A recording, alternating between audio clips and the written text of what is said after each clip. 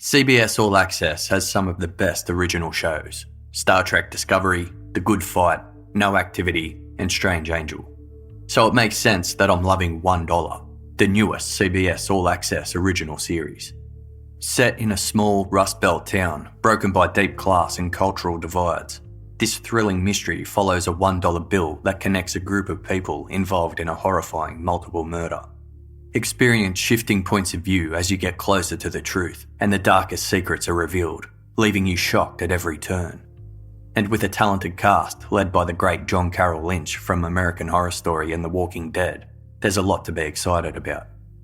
If you're a fan of Case File, you need to check this show out. Hurry to cbs.com/casefile now for your free trial of CBS All Access and their newest original series, $1.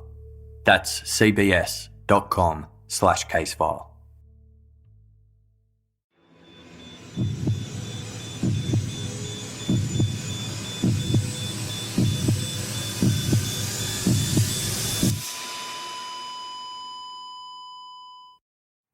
Our episodes deal with serious and often distressing incidents. If you feel at any time you need support, please contact your local crisis centre. For suggested phone numbers for confidential support, please see the show notes for this episode on your app or on our website. Today's episode contains violence against children and animals. It won't be suitable for all listeners.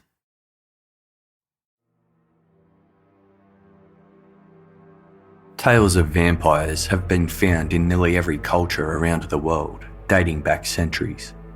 In 17th and 18th century Poland, belief in such legends was rife.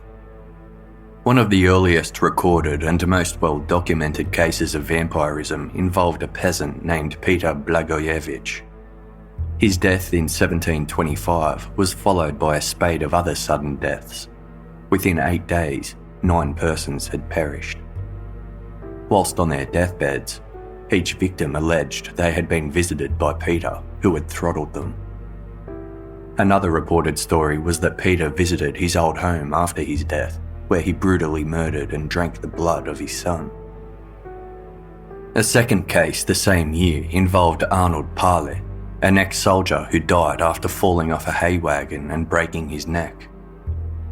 Within weeks of Arnold's death, 4 people complained of being plagued by him, and those people died shortly thereafter. It was widely suspected both Peter and Arnold rose from the dead as vampires and were tormenting the countryside. Following these rumours, physicians and officers exhumed the bodies of both Peter and Arnold to examine them. To their surprise, both men appeared undecomposed. Their hair and beard follicles had since grown. Old skin peeled away, revealing a fresher layer underneath, and dried blood framed their mouths.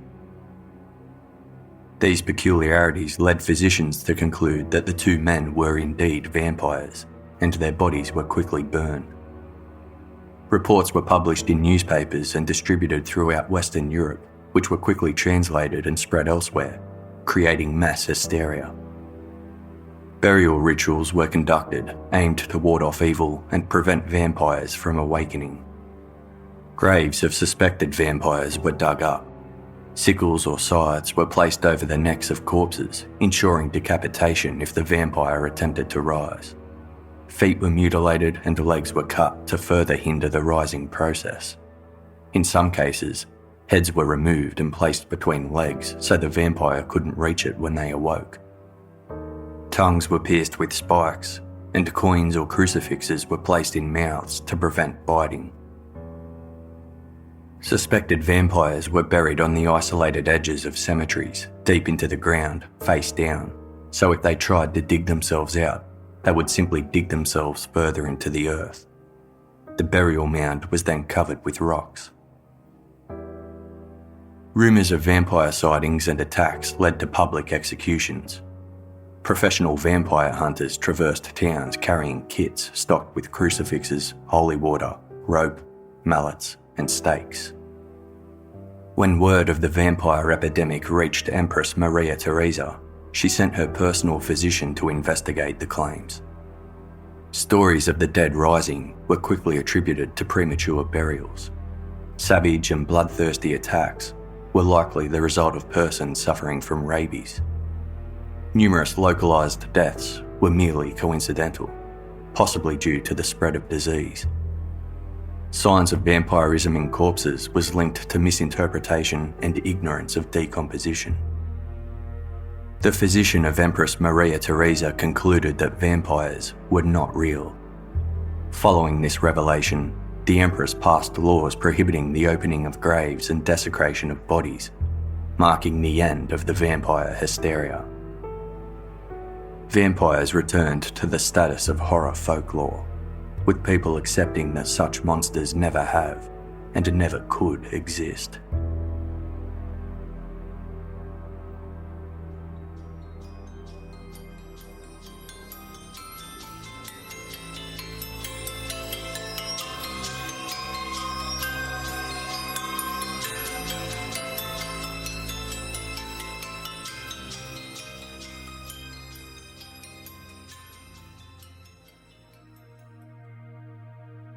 The 1960s were often called the Golden 60s throughout Western Europe and the USA. The decade ushered a time of counterculture and social revolution, breaking down the conformity and order established during the 1950s. Social taboos were relaxed, as were formalities about clothing, schooling, music, drugs, and sexuality. By the end of the 50s, the reconstruction of war-torn Europe had, for the most part, finished. What followed was a tremendous economic boom. A major expansion of the middle class made previous luxuries such as radios, televisions, refrigerators and cars affordable and commonplace. But in Poland, things weren't quite as progressive. The Eastern European country had been hidden behind the Soviet Union's Iron Curtain since the end of World War II, and for them, the 1960s was a time of stabilisation. The political repression the country faced under a communist government was starting to weaken, and for the first time in a long time, the population of Poland were looking forward to the possibility of economic growth. But it was a slow burn. Wages were low, shops empty, and the state resistance towards Western influence continued. Technological advances popular in the West were still a decade away from communist Poland, and anything considered foreign was likely to be censored or banned. Only groceries produced within the country were sold, which meant supplies were low and choices limited. Meat was rare, and when available, people queued for hours to get it. Everything else was mass-produced in factories, so there was very little individual expression. Drab grey clothing was standard issue. But it wasn't all gloom. Even though conservative communism still ruled Poland, the hippie counterculture was finding its way in.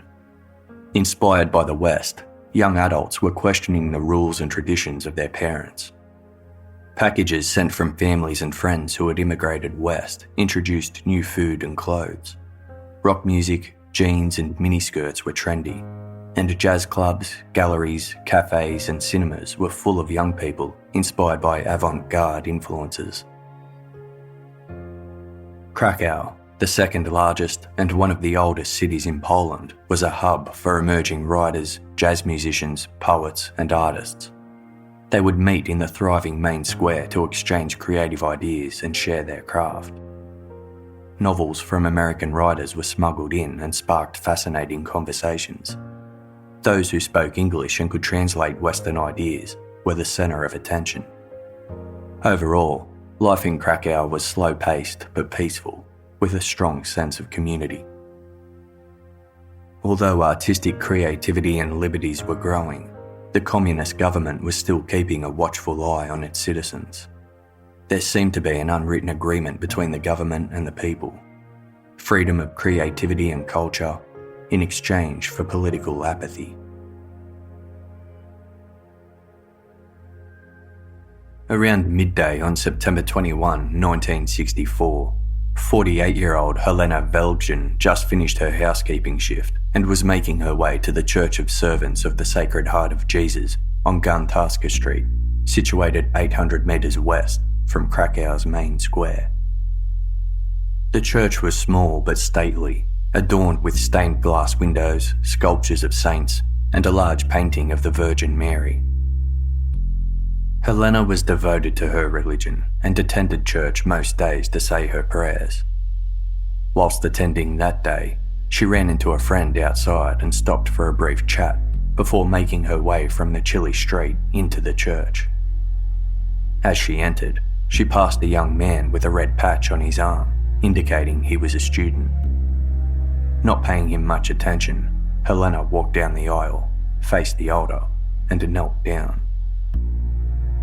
Lost in prayer, Helena was startled as she was struck to the side, causing her to stumble and fall. She turned to see the young man from earlier fleeing the church. Dumbfounded, Helena had no idea why this total stranger pushed her in the back. She pulled herself off of the ground and went outside, where she was approached by a friend walking by with her child. Helena's friend asked if something had just happened, as she saw a young man sprinting from the church. Helena explained being knocked over and said she was aching, but unhurt.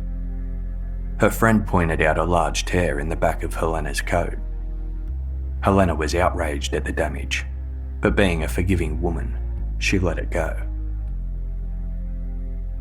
When Helena returned home, she removed her coat only to notice blood staining on her shirt and undergarments. As she peeled off each layer, the blood patches became larger and wetter. Upon removing her final piece, she found the source of the blood. She had an open wound in her back, just below her left shoulder blade, near her heart. She summoned a friend who contacted a local doctor who confirmed Helena had been stabbed. The next morning, Helena notified the Krakow Police Department about the attack. Police took photographs of her injuries and noted the description of the alleged attacker, who Helena said was a teenage boy aged between 16 and 18 years old, of average height, with dark hair, and a friendly-looking face. He was wearing brown trousers and a lightweight coat with a red student patch on his arm.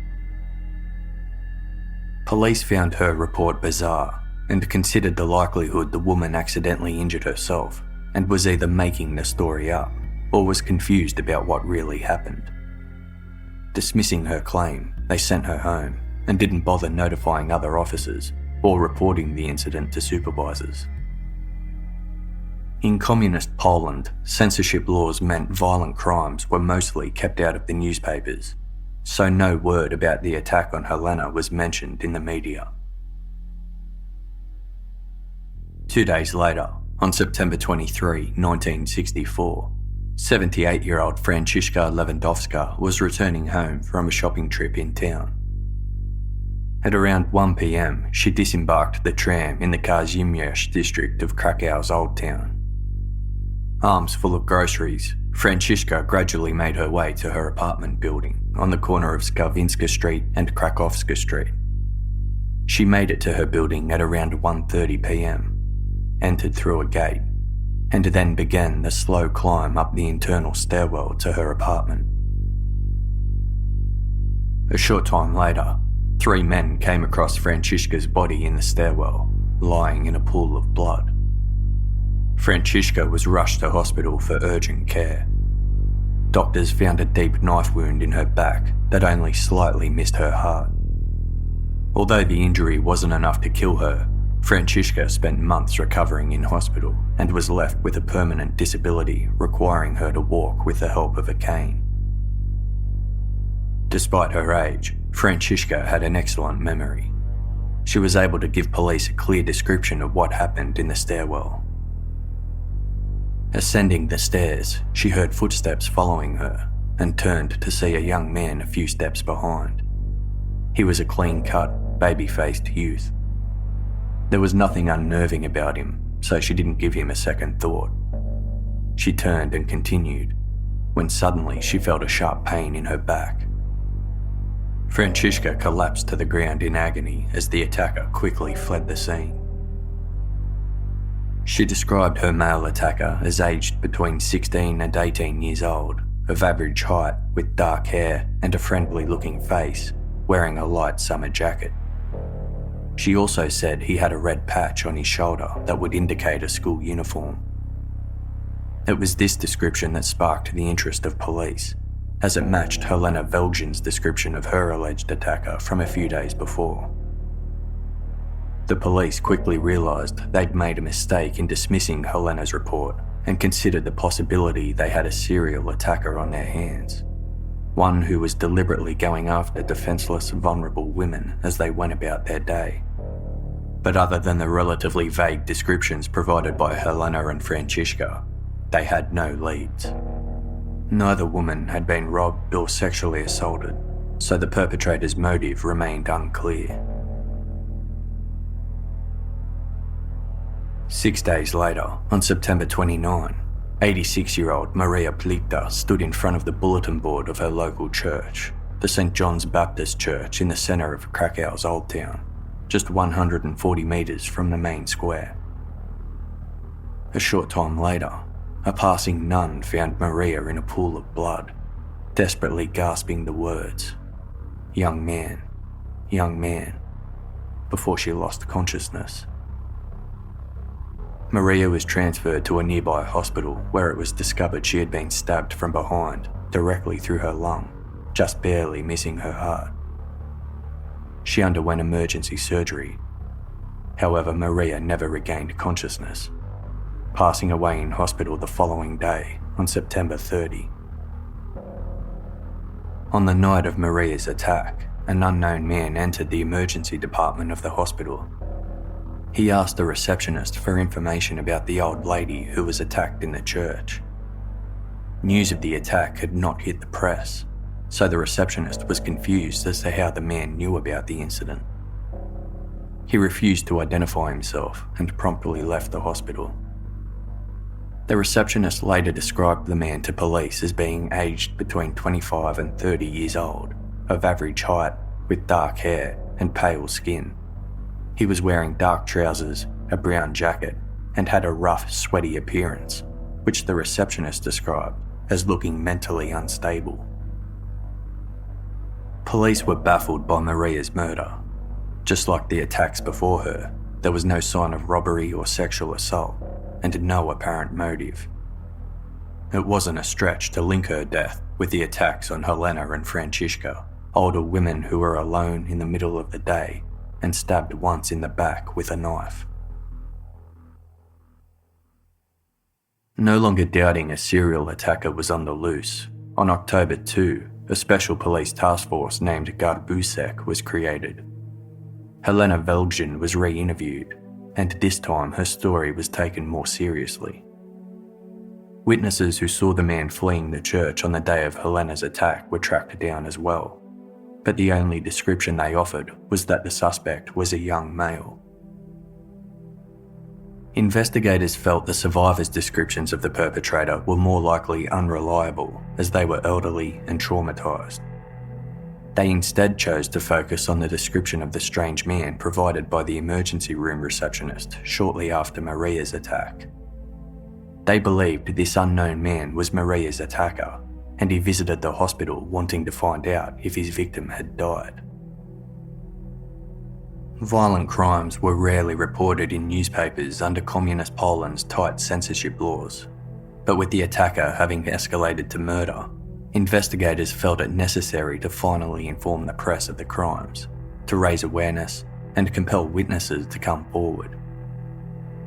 Assuming the receptionist's description was more reliable, the attacker was described in newspapers as being approximately 40 years old, of average build, with dark blonde hair, a long and weary face, hairy eyebrows, a wide right eye that could possibly be a prosthetic, sharp cheekbones with sagging skin, and uncontrollable muscle movement on the right side of his face. Despite the media release, citizens were hesitant to come forward.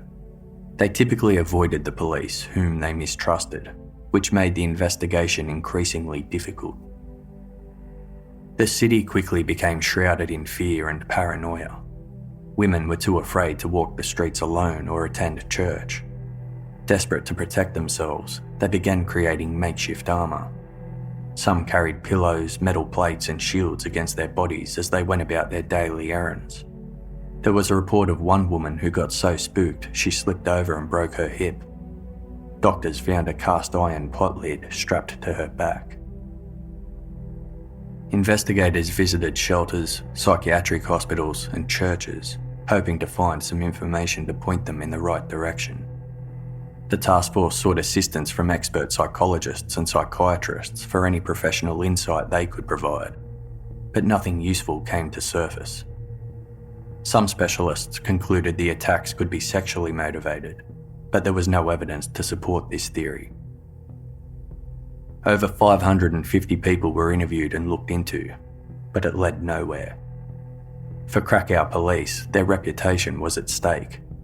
The brazen attacks occurred in the middle of the day, in the middle of the city, right under their noses, so the pressure was on to make an arrest. Yet, after 3 months, the investigation reached a dead end. Reluctantly, the task force was shut down. No more attacks had taken place, and the investigation proved fruitless. A police spokesman from the Krakow Criminal Department stated, quote, "There was no motive, and we were looking for a needle in a haystack." Police had no choice but to archive the case. They concluded the attacks were likely committed by a mentally unstable individual who had since been placed in a hospital or arrested for a different crime. In the year and a half after the attacks, life in Krakow returned to normal. The case of the unknown knife-wielding attacker slipped to the back of everyone's minds. February 13, 1966 was a snowy winter's day with perfect conditions for sledding on Kościuszko Mound, an artificial mountain situated 3.8 kilometres west of Krakow's Old Town. In warmer months, the peak of the mountain offered clear panoramic views of Krakow city and the Vistula River. But during winter, Kościuszko Mound was covered in snow and shrouded in mist. Residents flocked there on weekends to practice their skiing and sledding. On this particular day, a sledding contest was being held, and the peak was a hive of activity as locals gathered to watch and participate in the event. 11-year-old Leszek was looking forward to the contest. Leszek loved the snow and had been practicing for weeks in preparation for the competition. On the morning of February 13, Leszek bundled up in his warmest winter clothing, grabbed his sled, said goodbye to his parents, and headed off to Kościuszko Mound to enrol himself in the sledding contest. Organisers inspected Leszek's sled prior to enrolment. They determined it didn't meet regulations for the competition and denied him participation. Disappointed, Leszek accepted the decision and walked away from the registration area. Dragging his sled behind him on a piece of rope, Leszek disappeared into the surrounding mist. 15 minutes later, a young scout trudged through the heavy fog when he came across something bundled on the ground. Leszek's body lay in the snow, his glasses crooked on his face, his small hand still clutching the rope of his sled. A deep pool of blood had gathered under his jacket. The boy was dead. Police quickly arrived on the scene. Kościuszko Mound and the surrounding Volsky forest were quickly sealed off as over 100 officers searched the area for Leszek's attacker, but they failed to track anyone. A shoe print found in the snow near Leszek's body immediately caught their attention, but it was later determined to belong to a local guard who was quickly eliminated as a suspect. An autopsy of Leszek's body revealed he was stabbed 11 times. The knife used pierced nearly every one of his major organs. A forensic pathologist ruled the child was a victim of overkill, a term used to describe excessive, violent force. His stab wounds suggested this act of murder was motivated by brutality rather than desire to kill or injure. There was no indication of sexual assault or robbery. Leszek's pockets still contained the notebook, lottery ticket, and school identification card he left home with the morning of his death. Days after Leszek Sałek's murder, police told the press they had several leads and were investigating a number of potential suspects. One was a boy named Benedict, a known troublemaker who previously lived in Leszek's apartment building. He was known to torment the young boy. Leszek's parents regarded Benedict as unstable and said he often returned to harass their son even after he moved away.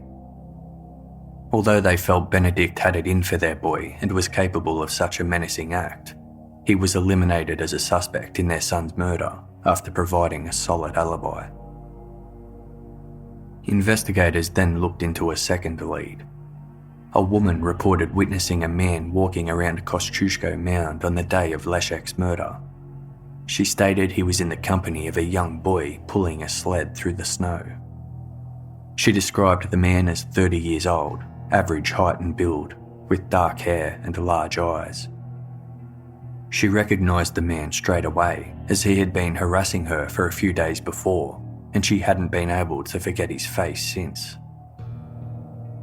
Police looked into this woman's claims, but upon further investigation, they discovered she had a long history of violence and mental illness. Her claims went unsubstantiated. Instead of finding any leads into Leszek's murder, investigators found something troubling in this female witness's life, and she was placed under arrest for the murder of her own infant child just a week prior. The next lead came from one of Leszek's schoolmates, Andrew. He told police he was with Leszek on the day of the sledding contest. Andrew revealed he and Leszek were approached by a man aged in his 40s at around 10:30 a.m. The man took Leszek by the hand and led him away, which was the last Andrew saw of him. Andrew was able to provide a clear description of the man and the location of the incident. However, Andrew's mother confirmed her son hadn't left the house the morning of the murder until 11 a.m, 30 minutes after Andrew claimed to have been with Leszek. Andrew eventually burst into tears and admitted to making the whole thing up. More tips came in, but they were either deceptive or didn't lead anywhere. In a rare move that went against censorship laws, photos of Leszek were printed by the press with a call out for anyone with any information to contact police. A task force was formed to investigate everyone near Kościuszko Mound on the day of Leszek's death. Over 100 people were looked into, but no suspects were identified.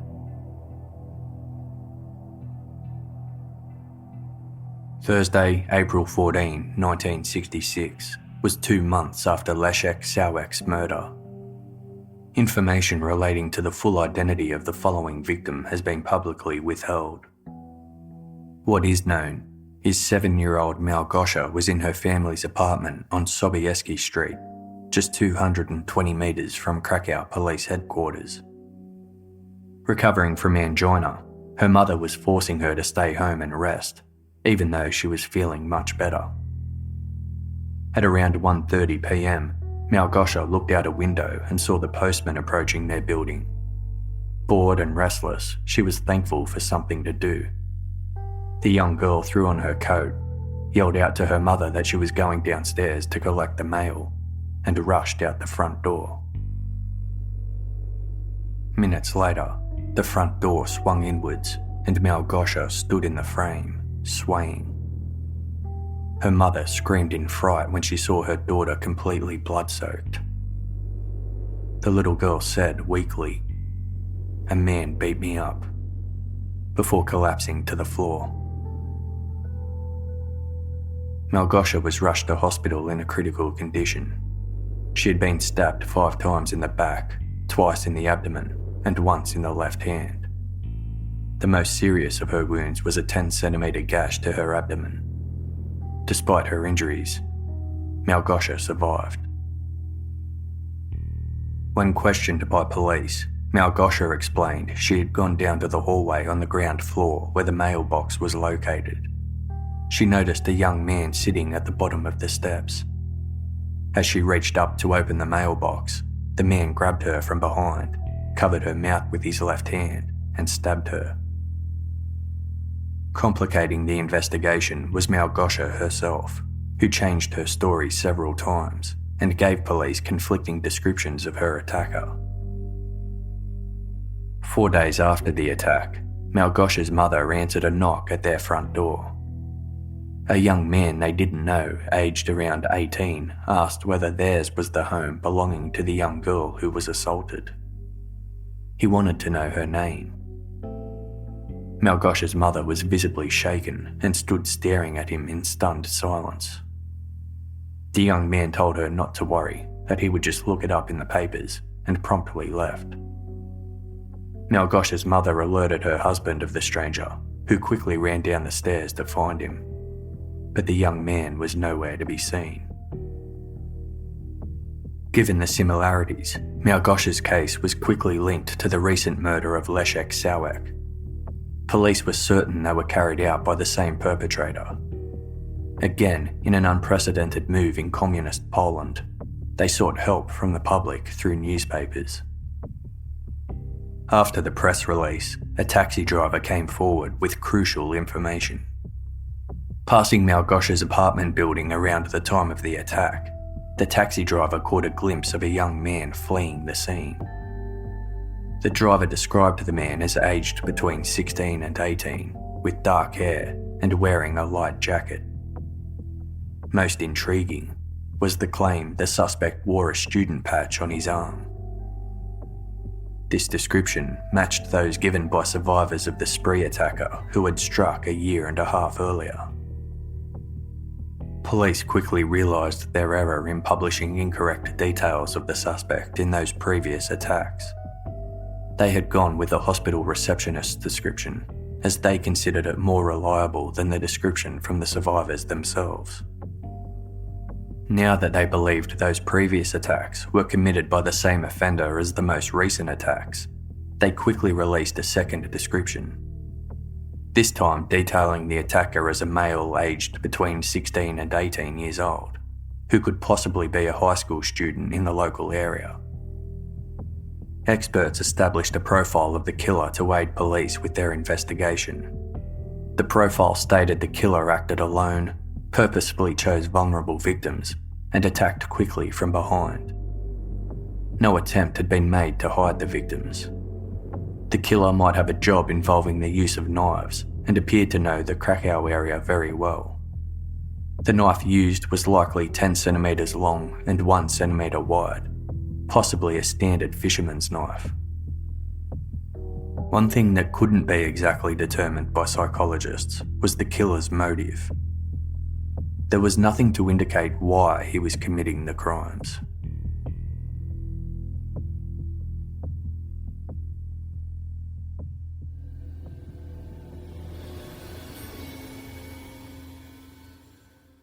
Today's episode is brought to you by Away, first-class luggage at a coach price. Away create the perfect luggage. Their approach is simple: make it resilient, resourceful, and essential to the way you travel today. Now, you're probably thinking the same as what I was thinking before I checked out Away luggage for myself. It's luggage. How much better can it be than all the other luggage companies? Well, trust me, Away has created the perfect luggage, and I won't be travelling with anything else. Away luggage comes in a variety of colours and 4 sizes: the carry-on, the bigger carry-on, the medium, and the large. The interior features a patent-pending compression system, helpful for overpackers like myself. I've got the carry-on luggage, and I can fit a lot more into this one than what I could in my old luggage. Away have really thought of everything. There's a removable washable laundry bag to keep your dirty clothes separate from your clean clothes. And the best bit, both sizes of their carry-on luggage are able to charge phones, tablets, e-readers, and anything else that's powered by a USB cord. A single charge of the Away carry-on battery will charge an iPhone 5 times. That means you will never be stuck at an airport, on a plane, or anywhere else without case file episodes again. Away luggage comes with a lifetime warranty and 100-day trial. Live with it, vibe with it, travel with it, Instagram it, and if at any point you decide it's not for you, return it and get a full refund. No questions asked. Away luggage comes with free shipping to the lower 48 states, and they also ship internationally to Australia, Canada, and to most of Europe. For $20 off a suitcase, visit awaytravel.com/casefile and use promo code casefile during checkout. Go there, check them out, you won't be disappointed. For $20 off a suitcase, that's awaytravel.com/casefile and use promo code casefile during checkout. Today's episode is also brought to you by Casper. You spend 1/3 of your life sleeping, so you should be comfortable. The original Casper mattress combines multiple supportive memory foams for a quality sleep surface with the right amounts of both sink and bounce. And Casper also offers 2 other mattresses, the Wave and the Essential. The Wave features a patent-pending premium supportive system to mirror the natural shape of your body. The Essential has a streamlined design at a price that won't keep you up at night. One person I know who definitely is no longer kept up at night is Casefile's producer, Mike Migas. Mike has been sleeping on a Casper mattress for over a year now, and he can't imagine sleeping on anything else. After long hours of editing, scoring, and mixing Casefile episodes, a good night's sleep is the best reward, and Casper delivers that. Casper also offers a wide array of other products like pillows and sheets to ensure an overall better sleep experience. With over 20,000 reviews and an average of 4.8 stars across Casper, Amazon, and Google, Casper is becoming the internet's favourite mattress. And the best thing is, you can be sure of your purchase with Casper's 100-night risk-free Sleep On It trial. Get $50 towards select mattresses by visiting casper.com/casefile and using promo code casefile at checkout. Terms and conditions apply. That's $50 towards select mattresses by visiting casper.com/casefile and using promo code casefile at checkout. Terms and conditions apply. CBS All Access has some of the best original shows out there. Star Trek Discovery, The Good Fight, and Strange Angel. That's why I'm so excited about $1, the newest original series streaming only on CBS All Access. $1 is a mystery set in a small Rust Belt town in post-recession America, where a $1 bill changing hands connects a group of characters involved in a shocking multiple murder. From episode to episode, the path of the dollar bill and the shifting points of view depict a modern American town broken by deep class and cultural divides, and paints a complicated and compelling picture as the town's dark secrets get revealed. If you're a fan of Casefile, this show will be perfect for you. And with a talented cast led by the great John Carroll Lynch from American Horror Story and The Walking Dead, there's a lot to be excited about. Don't wait to catch $1, streaming only on CBS All Access. Hurry to cbs.com/casefile for your free trial of CBS All Access and tune in to season 1 of $1.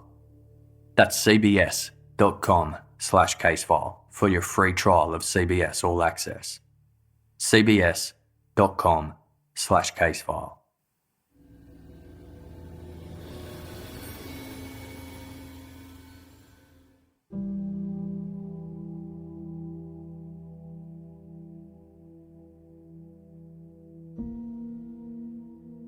Eight days after the attack on 7-year-old Malgosia, police received a tip-off about a student at a local technical institute in Krakow. He was known to carry knives and act aggressively towards peers. Police visited the teenager, 19-year-old Carroll Cot. They found Carroll to be a polite young man from a good, reputable family. The coach of Carroll's shooting club vouched for his character, saying he was one of the club's star shooters and a shining example to other students. The coach confirmed the teenager did carry knives around, but his fascination was nothing more than an innocent hobby. Police searched the Cot family home and found 5 knives, but none of them fit the description of the murder weapon. Investigators were not convinced Carroll Cot was the perpetrator they were looking for, and thus he was eliminated as a suspect. During the same winter of 1966, Carroll Cot took a day trip to Tyniec, a historic village 12 kilometres southwest of Krakow. Accompanying him was his 22-year-old friend, Danuta. Carroll met Danuta at his shooting club a few years prior, and the two had become close. Most other students made fun of Carroll for being strange, but Danuta always came to his defence. She believed he harboured a sensitive side. The two would often go for walks together after shooting practice. Over time, Carroll made it clear he was interested in more than just friendship from Danuta, but she turned down his advances. He propositioned her for sex multiple times, but Danuta stated her feelings for Carroll were purely platonic. Carroll told her that if she didn't want to have sex with him, he could knock her unconscious so she would never have to know about it. Carroll was always making morbid jokes, and although Danuta didn't really understand his sense of humour, she figured he was just trying to impress her in his own weird way. During the visit to Tyniec, the pair were strolling through the forest on the banks of the Vistula River when Carroll suddenly launched on Danuta. After shoving her to the ground, he held a knife to her throat and told her he was going to kill her. Danuta could only comprehend the situation as a twisted joke and started laughing. She played along, saying it was a horrible idea considering people knew they were visiting Tyniec together, and thus would know he was responsible. Carroll took out a sharp piece of glass stashed in his pocket and told Danuta he would cut her wrists before throwing her body into the river, so her death would look like a suicide. Danuta didn't actually believe Carroll was going to hurt her, but at that moment she suspected he had deep psychological problems. She suggested he go to a psychologist and seek professional help, but Carroll refused. A short time afterwards, Danuta asked Carroll to return to Tyniec with her. She claimed she wanted to do some artful sketches of the scenery. In reality, she hoped to take Carroll to speak to a priest about his problems, but when they arrived, Danuta was unable to find the priest. The pair went for a walk instead, during which Carroll bragged to Danuta about stabbing a young girl in her apartment building. He said he was disappointed to find out she survived. Carroll often told shocking, fictitious stories Danuta interpreted as a cry for attention. But as his behaviour lately was becoming increasingly unpredictable and violent, Danuta's instincts told her something wasn't right. The following day, she checked newspapers and read about 7-year-old Malgosia, the little girl from Krakow who had recently been stabbed in a frenzied attack at her apartment building and survived. Danuta visited a psychiatrist and spoke of her concerns about her friend Carroll Cot. Her psychiatrist encouraged her to go to the police. Nervous, Danuta was unsure whether it was the right thing to do, as she wasn't certain Carroll was capable of really hurting others. Nevertheless, she did visit the police. They weren't convinced, as they had already investigated Carroll as a suspect and found no evidence to suggest he was the perpetrator. But Danuta's statements were compelling, so they decided to give the young man another look. Carroll's final college exams were coming up, so investigators decided to wait until after his exams before confronting the teenager, while keeping a close eye on him in the meantime. Their reasoning was, if Carroll was innocent, police wouldn't have ruined his chances of completing his tertiary education. But if he was the killer, sitting the exams would prove he was of sound mind should he decide to plead insanity in any future criminal trials. On June 1, 1966, the morning after Carroll completed his exams, police arrived to the Cot residence on Salsa Street in Krakow. Carroll's father was an engineer and had already left for work. Carroll was inside celebrating the end of his exams with his mother and younger sister. Attending police officers were surprised when they met Carroll. From what they heard of the young man, they were expecting some kind of monster. Instead, They found him to be a polite 19-year-old with a friendly face, neatly combed hair and clean-cut look, who was dressed in a tailored coat. The Cots were a well-respected family and well-liked within the local community. Carroll Cot was the eldest of 2 children, born in Krakow on December 18, 1946. His younger sister was 8 years his junior. The Cot parents both worked hard and didn't have a lot of spare time, although they always made time for family holidays and kept a loving home. Carroll had a typical childhood. He did well in primary school and enjoyed various sports, especially karate. During high school, Carroll was a model student. He didn't smoke, swear, or disobey orders, and never skipped class. He would often help other students who needed assistance with their work and had a good sense of humour. So teachers were surprised when he complained about being bullied. They thought it must have been because Carroll told on his fellow students when they were breaking rules or causing mischief. The truth was, other kids found Carroll to be weird. Police searched the Cot family home, where they found Carroll had possession of 16 knives, a rifle, a jar of sodium arsenate, a crossbow, ropes, cables, books about human anatomy, and notepads scrawled with drawings of knives.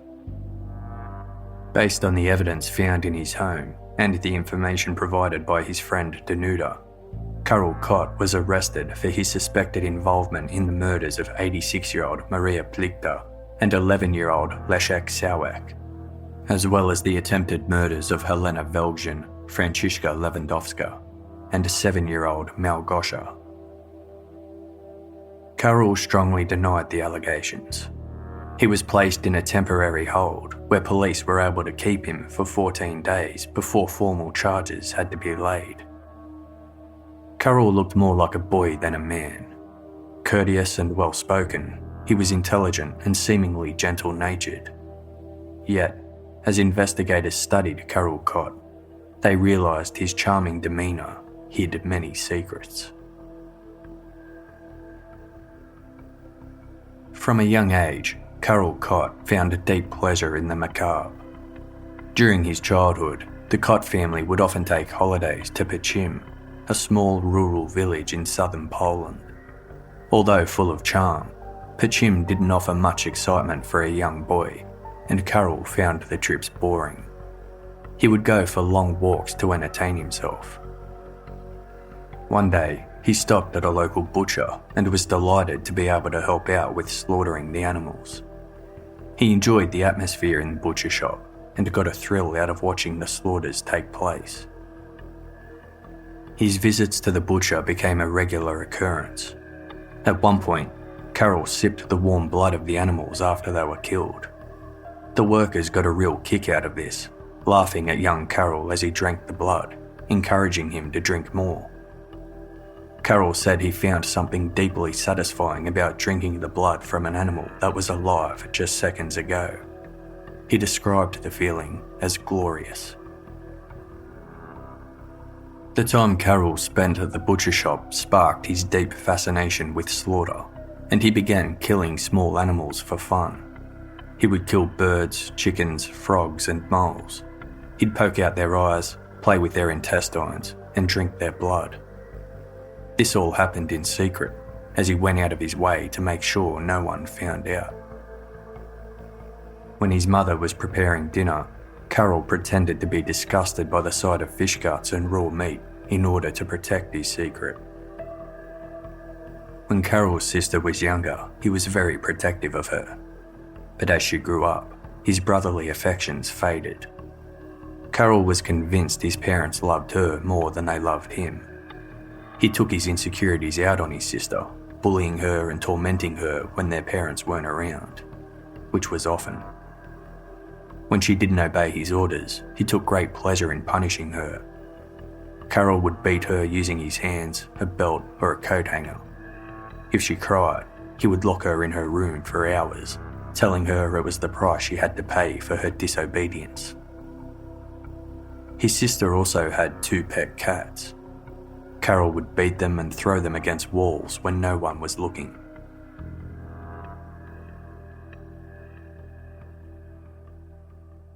As Carroll grew older, his violent, sadistic tendencies increased. He became fascinated with human anatomy and would read medical books to get a better understanding of how different organs worked. He built up a large collection of weapons, including knives, rifles, and poison. Hours were spent drawing sketches of guillotines and other weapons. He tested his rifles out by shooting at pieces of meat, curious to see how much damage each bullet could cause to flesh. He loved knives and had never left the house without one, honing his accuracy and speed skills by throwing knives at playing cards and other objects. Carroll often boasted he could pierce a knife through a 3 centimetre deep wooden plank with just one throw. Carroll's dream was to one day serve as a commander in the army. He was fascinated by the coldness, bravery, and discipline shown by soldiers. But he was also fueled by a darker desire for destruction. During a school trip, Carroll and his classmates visited Auschwitz concentration camp museum. Carroll became fascinated with the idea of human extermination, telling classmates he could come up with better ideas for torture than the Nazis ever did. His biggest dream of all was to become an executioner or concentration camp chief, where he could have free rein to murder at will. He fantasized about separating young females and males from the remaining prison population to participate in his own graphic orgies, then kill them afterwards. Throughout high school, other students mostly accepted him, but he didn't have any close friends of his own. This was no surprise, given that Carroll loved to tell gruesome stories of a violent and sexual nature with a grin on his face the whole time. Although others found his stories shocking, they mostly passed them off as nonsense. Other students saw Carroll's behaviour as a kind of disorder rather than something to take seriously, and they often encouraged him to continue with his stories so they could laugh at and tease him. Although they treated him like a joke, they feared his temper and were scared of his aggressive and unpredictable behaviour. Carroll was known to pick on smaller kids, practice throwing knives from his school desk, and would run down the school corridors pretending to shoot and stab classmates. One time, when an older student punched Carroll, he took out a knife and cut the student in the arm.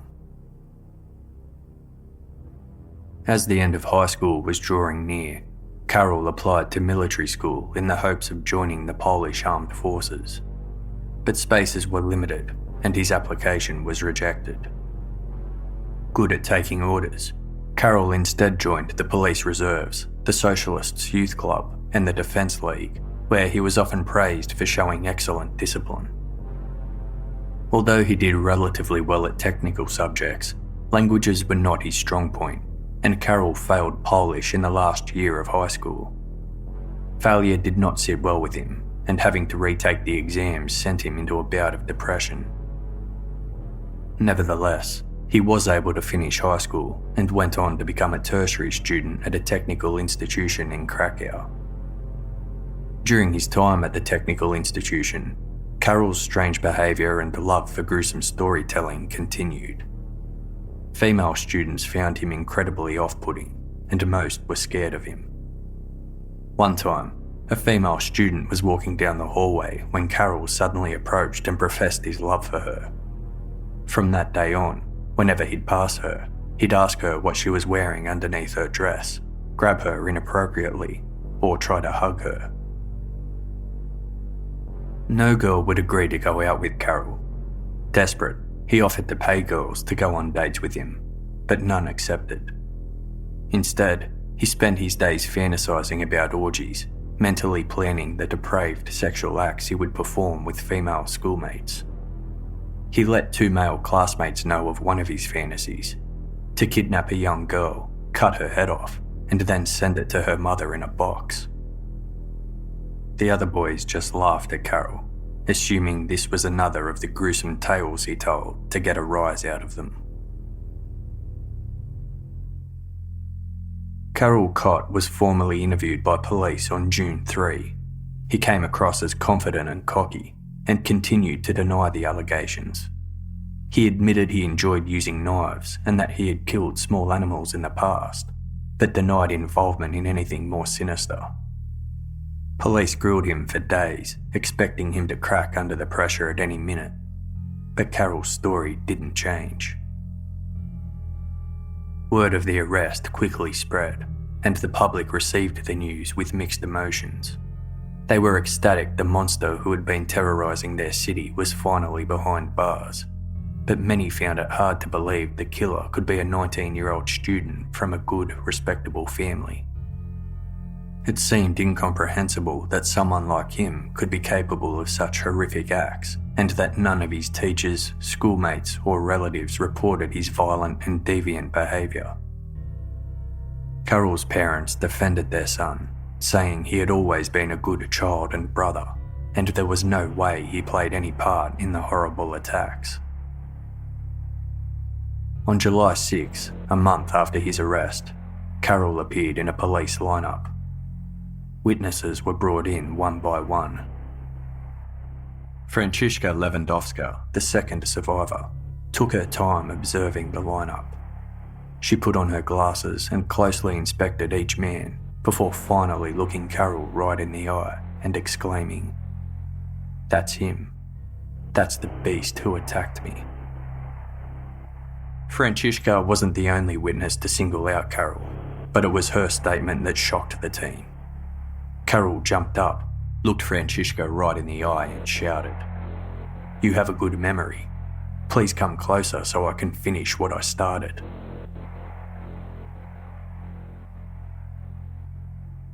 It was the confession the city had been waiting for. After being identified in the lineup, Carroll Cot no longer denied his involvement in the crimes. Instead, he started boasting about them. In chilling detail, he willingly and honestly explained his crime spree and the pleasure he derived from each attack. He spoke candidly about the dark thoughts that plagued him his entire life, including violent sexual fantasies of raping women, skinning them alive, and setting them on fire. He admitted his childhood desire for slaughter grew into full-blown obsession. Carroll Cot, quote, "I was interested in what serves in the war to destroy man and his well-being, and thus poisons, knives, firearms, and the methods of their most effective use. I had a large collection of knives. My mother never refused to buy me a new knife. I knew that they were happy that their little boy had a passion. My first dream was to become a commando. I liked their courage, cold blood, iron discipline, and hard life. Then I dreamed about a military career. I wanted to finish my officer's school and become a high commander. I even applied to such a school. From my dreams, I managed to fulfill one thing I wanted. I was an executioner of people. Though, I thought about a greater slaughter, about a real big crematorium. If there was a war, I would like to be the head of a concentration camp. I dreamed of mass murders in gas chambers, roundups, and quartering people. I wanted to murder all women except maybe two, my sister and my cousin. Unfortunately, I didn't make it."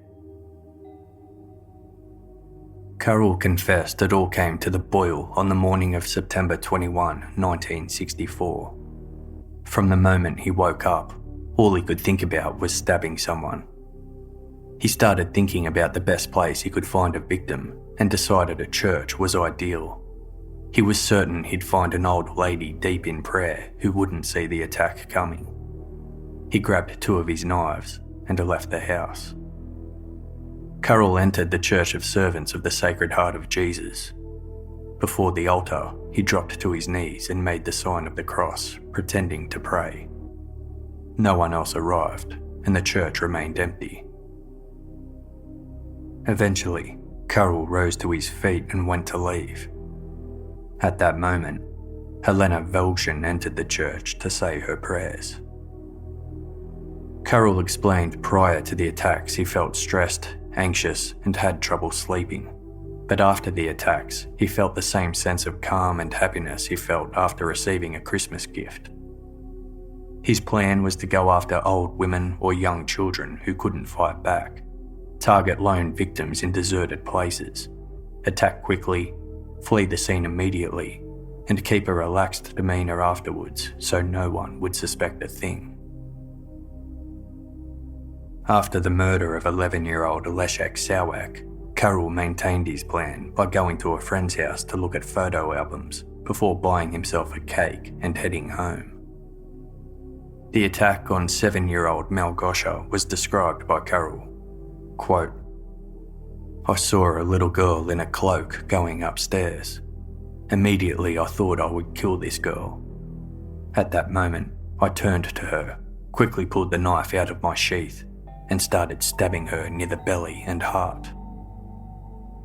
After this attack, Carroll went to the local shooting range to renew his gun licence and then went home for dinner. He showed no shame or remorse and said his only regret was that victims had survived and he didn't get to kill more people. After each attack, Carroll admitted wiping blood off the blade with his finger to avoid cutting his tongue. He then licked his finger clean. Carroll Cot, quote, "Drinking blood from something that was alive just seconds ago is something glorious. You will never understand it. Only chosen ones can. I was chosen to experience and satisfy my body with the life of others." His taste for blood earned him the title, the Vampire of Krakow. Once Carroll confessed to his crimes, one question remained. What happened during the 17-month break between attacks? The vampire wasn't sleeping, nor had he been arrested for some other crime as police speculated. Carroll confessed during the break he planned the murder of 4 other young women who he knew from school. He asked 2 of them on dates where he planned to kill them, but neither would agree to go out with him. The 3rd girl he planned to rape and kill at her own home, but when he got there, he found the housekeeper was also home, so instead of murdering the girl, he helped her bake a cake. He planned to slash the throat of the 4th victim using a razor blade, but he didn't have enough money to buy the razor. Carroll then made several attempts to poison unsuspecting victims. He wanted to use arsenic or phosphorus, but all he could get his hands on was 100 grams of sodium arsenate, a highly toxic salt. He added spoonfuls of it to bottles of beer, leaving them scattered around the neighbourhood, hoping someone would spot one and be tempted to drink. No one fell for his poisoned beer trap. Next, Carroll visited a restaurant for dinner and added a spoonful of sodium arsenate to a glass of lemonade he left sitting on the table. But the poison had a detectable odour, so nobody drank it. Learning from this experience, Carroll went into a bar and poured the powder into a vinegar bottle he believed would mask the sour smell of the poison. He constantly checked the newspapers and asked around to find out if anyone died from the poisoned vinegar, but it didn't appear so. In another attempt, Carroll poured sodium arsenate into his classmate's thermos. The boy drank a little, but the solution was weak. When the smell of the poison hit his nostrils, the boy thought his tea had gone bad, and he poured it straight down the drain. Carroll's victim walked away from the experience with only a stomachache. Failing his attempts at poisoning, Carroll experimented with arson. He went out on the streets with a bottle of liquid solvent, found a pile of old papers, doused them and set them on fire. He ran down the street, returning a few minutes later to check on the progress, but it hadn't caught on. A week later, he set fire to a wooden toilet in his shooters club, but a caretaker promptly put it out. His last arson attempt came when he walked past an open basement and saw a pile of cloth and papers. He poured petrol over the pile and set it alight, but once again, the fire was extinguished without causing any major damage. After these failed poisoning and arson attempts, Carroll felt the urge to stab again on February 13, 1966. He went to Kosciuszko Mound and confronted 11-year-old Leszek. He said he approached the lone boy and asked him about the sledding contest. Sensing no danger, Leszek indicated to Carroll where it was occurring. Leszek then turned away, and that's when Carroll grabbed him. Carroll pushed Leszek's face into his body to muffle screams, and then stabbed the boy repeatedly. When describing the attack, Carroll said, quote, "I'm baffled as to why people complain that the 13th is a bad luck day. For me, it turned out that 13th was a wonderful day." Carroll's confessions amassed over 8,000 pages across 18 volumes, along with videos and tape recordings where he shared his life story, his bone-chilling philosophies, and the twisted reasons for committing his crimes. He agreed to participate in video reenactments of his knife attacks and poisoning attempts, during which he had a proud smile on his face as he directed the film crew, police, and actors, playing out each of his crimes. Dozens of horrified onlookers watched as Carroll acted out his attacks, tightly grabbing the actors who played his victims and gleefully plunging a cardboard knife into their backs. When asked if he believed murder was immoral, Carroll answered that he knew it was against the law, but he felt no moral objections towards it. He believed he was a decent man, and killing was his own personal calling. When asked his thoughts on pain, Carroll said, quote, "Suffering is beautiful, and inflicting pain on others is an art, but not everyone can do it." Carroll denied getting any sexual arousal from the attacks, but only because he had never had sex before, so he didn't know what sexual arousal felt like. Psychiatrists diagnosed Carroll with a personality disorder. Exhibiting aggressive behaviour and a severe lack of emotional development, they recommended he be treated in isolation at Krakow's medical academy, rather than put to trial. They said he understood ethics and morals, but didn't view his behaviour as evil, rather as his fundamental right to seek pleasure and happiness, which gave him the false belief it was his moral right to kill. He saw himself as better than others, which resulted in a deep hatred towards other people. The full extent of Carroll's way of thinking was displayed when he said, quote, "I don't drink vodka or have sex with prostitutes. Therefore, I'm not an evil person. You can be a good person and be a murderer, just like me." After this initial diagnosis and time spent in isolation, Carroll Cot was moved to the psychiatric ward of a hospital for further observation. During his 3 months in the hospital, doctors observed Carroll to be calm, happy, and easily capable of upholding decent relationships with other patients. He enjoyed telling them about his sadistic crimes. He maintained a fear of punishment, but also made it clear he had every intention to re-offend if released. EEG scans were taken to check if Carroll had any abnormal brain activity, but the scans came back normal. During this observation period, Carroll was asked to finish these sentences with the words that first came to his mind. This was the result. "The future seems to me misty. I am waiting for life. When I am older, I will die. I love my mother, but I do not like her. I would like my father to die. I would do anything to forget that I exist. The worst thing that I managed to do, to be born."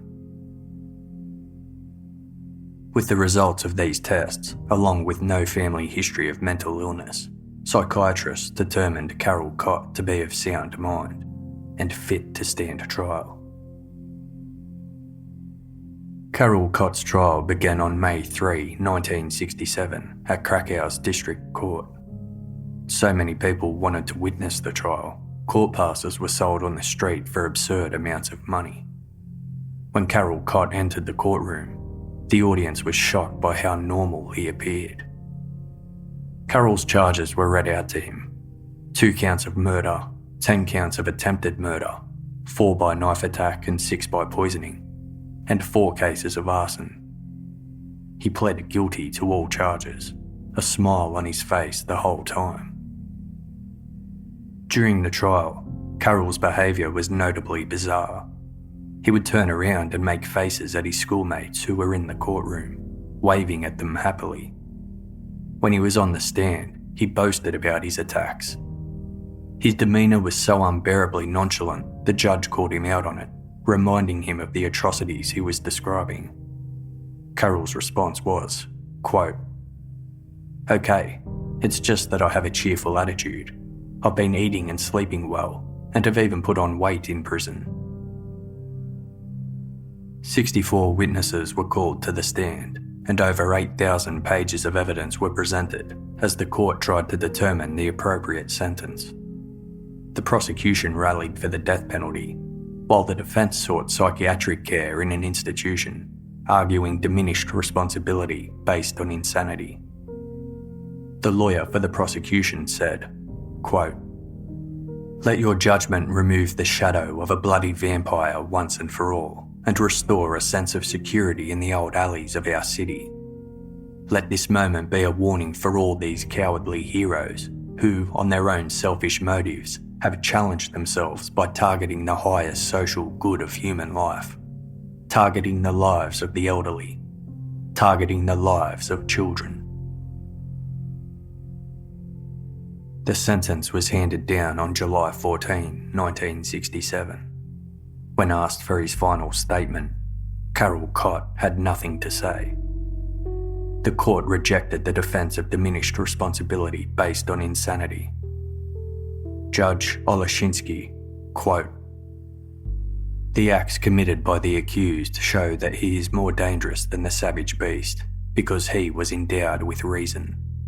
His second life was written with martyrdom, suffering, and blood of innocent victims. A biography revealing cruelty and growing emotional coldness.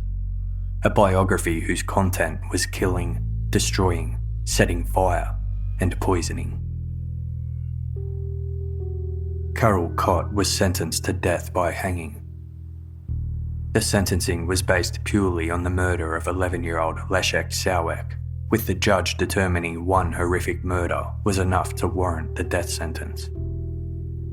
The judge's reasoning for the verdict lasted exactly 65 minutes, and throughout the entire period, Carroll Cot sat calmly on the bench.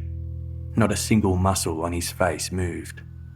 When the judge read out his death sentence, Carroll nervously swallowed, but remained calm. Months later, Carroll's defence team appealed the verdict, citing a section of the Criminal Code to strengthen their argument for diminished responsibility. The appeal was granted, and on November 22, 1967, the highest court overturned his death sentence. His sentence was changed to life imprisonment with ongoing psychiatric treatment. The prosecution went to extraordinary lengths to exercise the right to another appeal, fighting to reinstate the death sentence. Near 4 months later, on March 11, 1968, 7 judges attended the appeal, where Carroll was judged for both murders, the 10 attempted murders, and the 4 counts of arson, rather than just the murder of Leszek. This appeal was successful, and Carroll's death sentence was reinstated. In his final interview, Carroll Cot said, quote, "Soon where I'm going, I'll meet with my victims and we can speak. Here on Earth, I have no one to talk to." On May 16, 1968, Carroll Cot was put to death by hanging at 21 years of age. Before his death, Carroll said, quote, "The biggest pleasure was when the knife was entering the body. This feeling is worth the hanging." When Carroll was first under psychological care, scans showed no abnormal brain activity. However, His autopsy revealed a massive tumour on the right side of his brain. The prefrontal cortex of his brain also displayed abnormal physical characteristics. This suggested his attacks could very well have been a result of mental illness. To examiners, it explained his unusual motivation and random selection of victims, which varied to other well-documented serial killers. They suggested his behaviour may have been the result of an unhealthy brain, as opposed to an unhealthy mind. Modern medical experts in Poland are sure if Carroll Cot went to trial today, he would be judged as a mentally ill person with a psychopathic personality disorder, not as a regular criminal. In that case, specialists wonder whether the death penalty for Carroll Cot was appropriate, or whether the teenager should have in fact been sent for treatment to a psychiatric institution. When asked about the philosophy by which he lived his life, Carroll Cot said, quote, "Keep it short, kill others, drink blood, destroy lives."